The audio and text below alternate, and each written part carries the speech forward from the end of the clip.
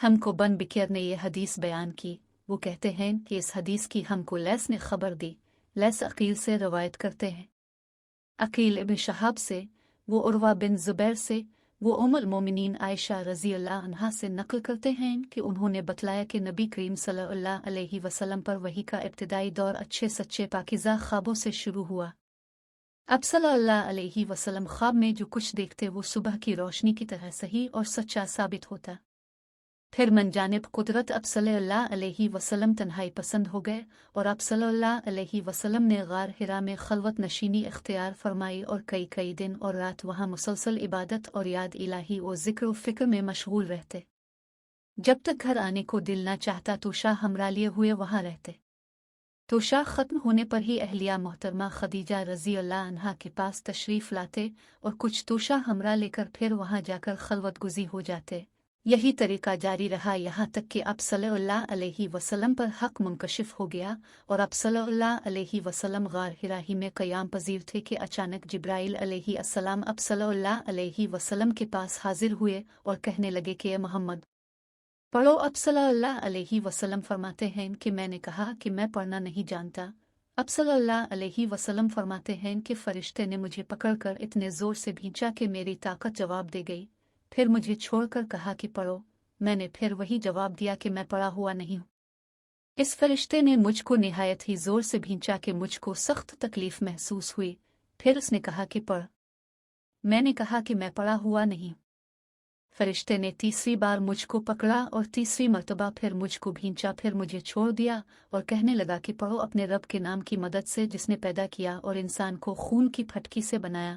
पढ़ो और आपका रब बहुत ही मेहरबानियाँ करने वाला है। बस यही आयतें अब सल्लल्लाहु अलैहि वसल्लम जिब्राइल अलैहि अस्सलाम से सुनकर इस हाल में गार हिरा से वापस हुए कि अब सल्लल्लाहु अलैहि वसल्लम का दिल इस अनोखे वाक़या से कांप रहा था। अब सल्लल्लाहु अलैहि वसल्लम खदीजा के यहाँ तशरीफ़ लाए और फरमाया कि मुझे कंबल ओढ़ा दो, मुझे कंबल ओढ़ा दो। लोगों ने अब सल्लल्लाहु अलैहि वसल्लम को कंबल ओढ़ा दिया। जब अब सल्लल्लाहु अलैहि वसल्लम का डर जाता रहा तो अब सल्लल्लाहु अलैहि वसल्लम ने अपनी ज़ौजा मोहतरमा खदीजा रज़ी अल्लाह अन्हा को तफसील के साथ ये वाक़या सुनाया और फरमाने लगे कि मुझको अब अपनी जान का खौफ हो गया है।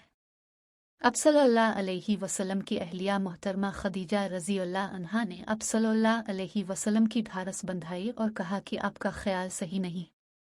अल्लाह की कसम, आपको अल्लाह कभी रुस्वा नहीं करेगा। अब तो अखलाक फाजला के मालिक हैं, अब तो कुंबा परवर हैं, बेकसों का बोझ अपने सर पर रख लेते हैं, मुफलिसों के लिए अब कमाते हैं, मेहमान नवाजी में अब बेमिसाल हैं और मुश्किल वक्त में अब अमर हक का साथ देते हैं। ऐसे औसाफ हसना वाला इंसान यूं बेवक्त ज़िल्लत और ख्वारी की मौत नहीं पा सकता।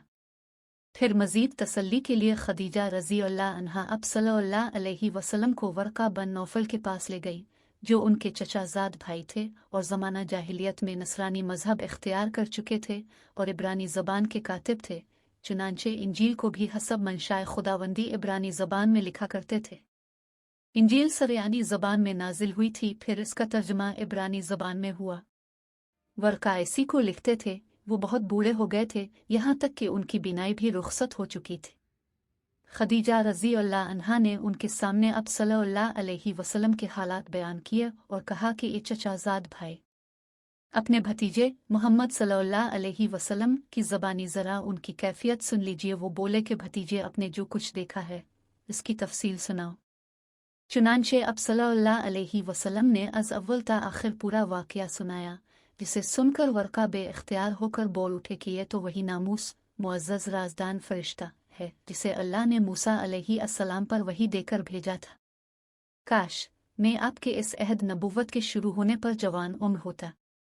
काश मैं इस वक्त तक जिंदा रहता जबकि आपकी कौम आपको इस शहर से निकाल देगी।